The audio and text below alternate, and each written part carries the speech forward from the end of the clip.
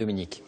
L'actualité économique, l'industrie va mal, mais elle n'est pas morte. Il faut encourager les activités du futur. C'est le message d'Arnaud Montebourg qui a lancé en grande pompe 34 chantiers du futur tout à l'heure à l'Elysée avec François Hollande.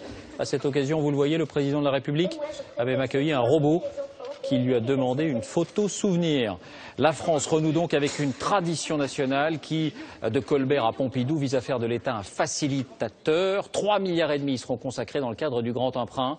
Bonsoir Arnaud Montebourg. Bonsoir. Vous publiez dans le même temps la bataille du Made in France chez Flammarion. Une ode parfois exaltée au patriotisme industriel. Vous avez souvent été perçu comme ministre pompier contre les faillites. Cette fois, vous enfilez les habits de l'architecte. Juste avant d'en parler, un exemple concret d'un de ces 34 plans qui vont de la chimie verte au numérique et qui concernent également justement la robotique. Reportage près de Biarritz, Fabien Chadeau, Benjamin Poulain.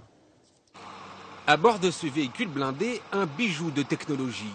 Pas de conducteur, mais à la place, un robot. L'inventeur, c'est ce patron de PME spécialisé dans la robotique.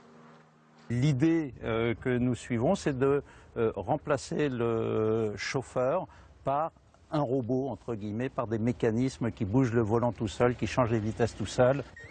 Des commandes comme celle-ci lui permettent de faire vivre son entreprise de 22 salariés depuis 30 ans. Mais pour la faire décoller, il mise sur un nouveau produit, ce petit robot de compagnie destiné aux personnes âgées. Son rôle, les aider dans leurs tâches quotidiennes et surtout, en cas de pépin de santé, prévenir les secours. Bonjour Patricia. Bonjour docteur. Ce robot, c'est 6 ans de recherche, 2 millions d'euros d'investis. Aujourd'hui, il faut lancer la fabrication à grande échelle, mais problème, c'est trop cher. Cette entreprise aurait besoin d'un coup de pouce. Ce qui serait très intéressant pour nous, c'est que le gouvernement aide directement les acquéreurs potentiels qui demandent ces robots, qui ont besoin de ces robots, en passant des précommandes. Des précommandes qui permettraient à l'entreprise de décrocher des financements auprès des investisseurs. S'il réussit, ce patron en est sûr, 1 millier d'emplois pourraient être créés d'ici à 3 ans. Arnaud Montebourg, soyons concrets et poursuivons sur cet exemple. Est-ce que l'État, par exemple en l'occurrence, est prêt à passer des précommandes? Est-ce que c'est cela aider l'industrie du futur? Notamment, l'État unit les capitaux privés, l'argent public, l'initiative privée, l'action publique et évidemment la commande publique fait partie des leviers par lesquels nous pouvons doper, booster des entreprises qui sont en train de réussir sur les marchés mondiaux mais qui ont besoin de s'élargir et de créer des emplois. Notre objectif avec ces 34 plans industriels, c'est de recréer les emplois que nous avons perdus dans la crise. Nous avons perdu 750 000 emplois en 10 ans, d'emplois industriels, d'ouvriers, de techniciens, d'ingénieurs, de cadres. Et nous voulons en recréer en 10 ans environ 480 000 emplois.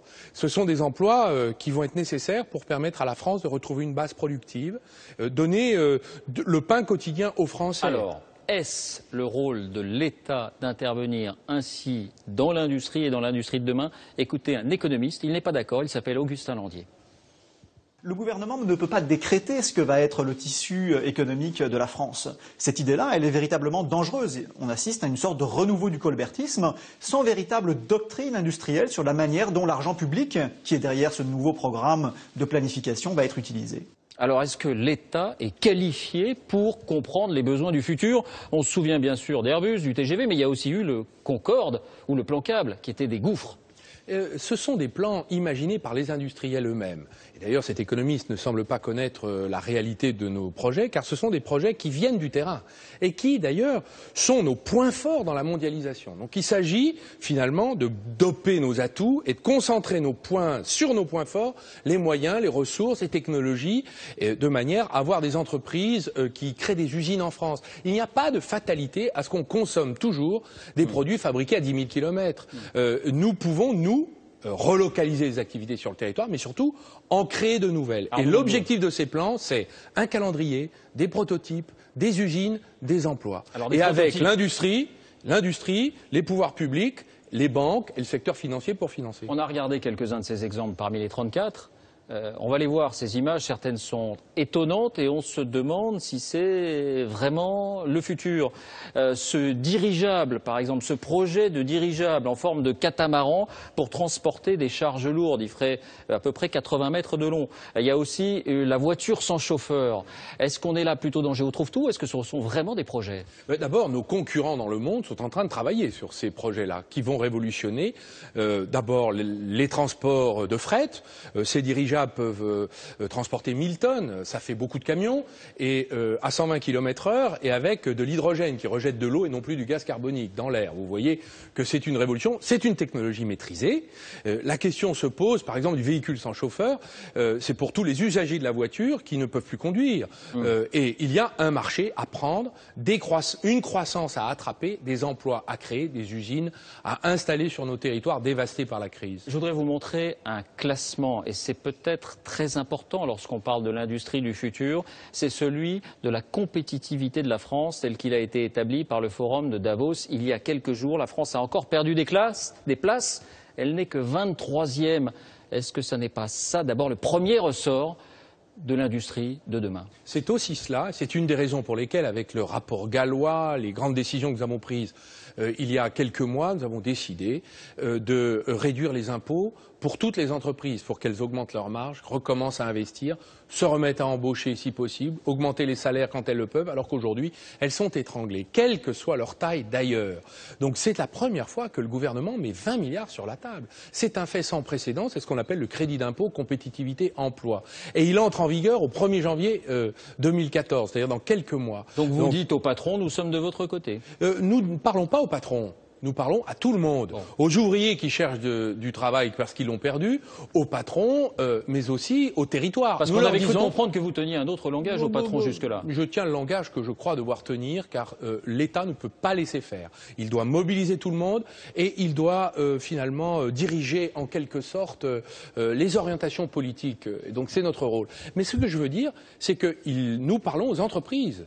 Les entreprises, on en a besoin parce que ce sont elles qui créent la richesse. Alors, Arnaud Montebourg, interview au Monde il y a quelques jours. On va parler de vous, je disais ministre pompier, ministre architecte. Sauf que vous dites, quand je quitterai ce ministère, je veux arrêter la politique professionnelle. Je ne veux plus exercer, je ne veux plus me présenter à des élections, qu'elles soient locales ou législatives. La seule qui m'intéresse, on a vu cette déclaration, c'est la présidentielle. Ça, on imagine que c'est un jour, peut-être 2022. Ce qu'on imagine que vous pensez. Vous voulez vraiment arrêter la politique après? Écoutez, je suis à ma tâche. C'était une phrase en l'air. Je suis à ma tâche. Je ne suis pas un fanatique des candidatures permanentes à tous les postes. Donc moi, ce que je sais, c'est que je mène une tâche difficile sur mission du président de la République, reconstruire l'industrie française. Mais après? Ben écoutez, je pense que si j'ai fait ça, je crois que j'aurais fait beaucoup de choses pour mon pays, pour notre pays. Nous sommes des patriotes. Oui. Et d'ailleurs, la bataille du Made in France que nous lançons, c'est un hommage à tous ceux qui se battent sur le terrain. Nous avons des fantassins, ce sont les héros véritables, anonymes du Made in France, ceux qui se battent dans leurs entreprises, les travailleurs, les ingénieurs, les petits patrons, les entrepreneurs. Ces gens-là, on n'en parle pas assez. Donc mon livre a pour but de leur donner la parole et surtout de dire à tous les Français comment ils peuvent les appuyer. Entrer dans cette bataille. Chacun peut le faire à sa manière. Et c'est ce que j'essaie de faire avec les moyens nouveaux que nous venons de nous donner grâce au président de la République. Merci Arnaud Montebourg d'avoir accepté notre invitation.